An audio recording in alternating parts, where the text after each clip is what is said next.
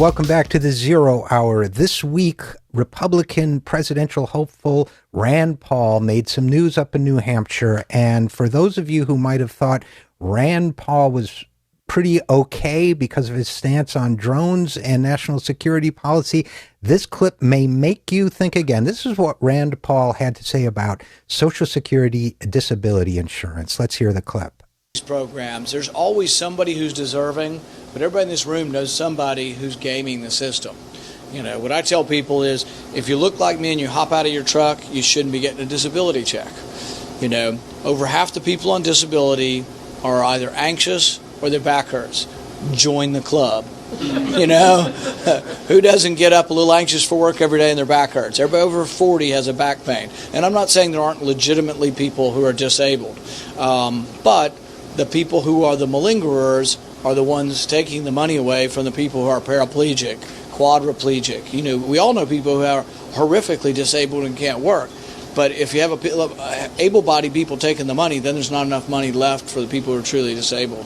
All right, so let's stop it there. You know, okay. So first of all, I think Rand Paul just said rednecks who drive pickup trucks shouldn't get disability because he said if you look like me and hop out of your pickup truck.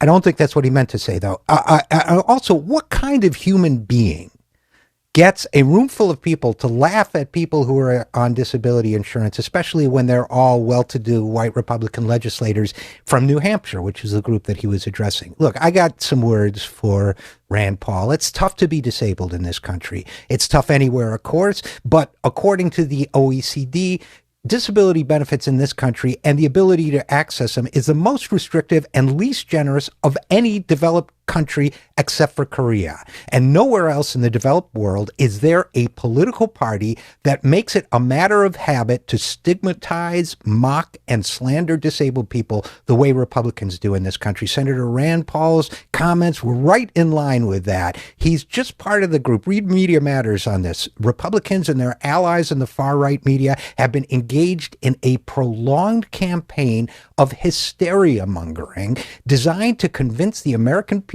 that Social Security's disability insurance program is riddled with fraud. You know, conservatives, side note, conservatives are always hysterical about something. Now they're hysterical about the phony, unsubstantiated, untrue accusation that the program is, in the words of Representative Sam Johnson, plagued by fraud conspiracies. That's absolute nonsense, and it would be easy to dismiss if it weren't for the fact that Representative Sam Johnson now heads the Social Security Subcommittee in Congress. Why? Why would any political party do this? It's because, as Senator Sherrod Brown accurately said, they want to set the stage to cut benefits for seniors and disabled Americans. That's who these people are. You know, Rand Paul earned a medical degree from Duke University, so he should be able to read statistics, but he's either accidentally or deliberately misread the Social Security Administration statistics. That data shows that about 27% of people on disability suffer from mental disorders, and 30% have musculoskeletal system and connectivity disorders. Now, connectivity tissue disorders. Now, what does that mean? That means that he gets his more than half figure by combining those two numbers, but mental disorders includes all mental illnesses, including really severe ones like schizophrenia. The other category, musculoskeletal, includes all sorts of things, all the joints that might be injured, and also includes systemic diseases like scleroderma and lupus. Some of those conditions are extremely painful, some are completely disabling, some are even fatal. Now, you may be asking yourself, what kind of doctor could be this indifferent and insensitive to the suffering of others?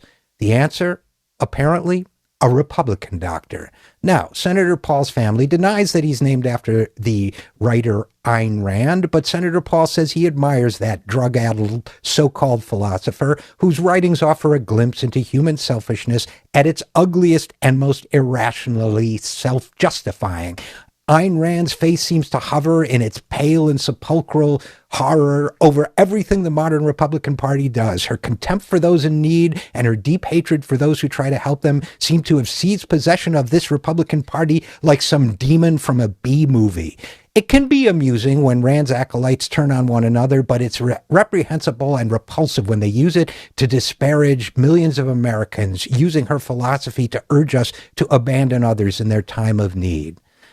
You know, it's too bad. With a name like Rand Paul, the senator from Kentucky could have drawn inspiration from so many worthier namesakes than Ayn Rand. There's Dr. Paul Farmer, the humanitarian, who said, quote, "The idea that some lives matter less is the root of all that's wrong with the world." There's the writer Paul Goodman, who said, "It's hard to grow up in a society in which one's important problems are treated as non-existent."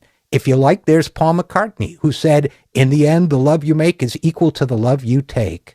And for the Kentucky senator and his other sanctimonious Republican colleagues, here's one last Paul quote they might want to consider. It's from 1 Corinthians and is attributed to St. Paul, also known as Paul of Tarsus. It says, "Though I speak with the tongues of men and of angels, and have not charity, I am become as sounding brass or a tinkling cymbal." In other words, someone who speaks beautifully but doesn't have charity or well-being or wishes well towards their fellow human being makes empty and meaningless sounds that should repulse all of us.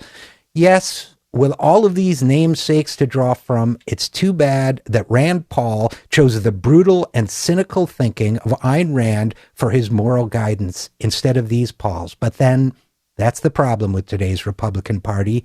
There's way too much Rand and not enough Paul. I'm Richard, RJ Eskow, for the Zero Hour.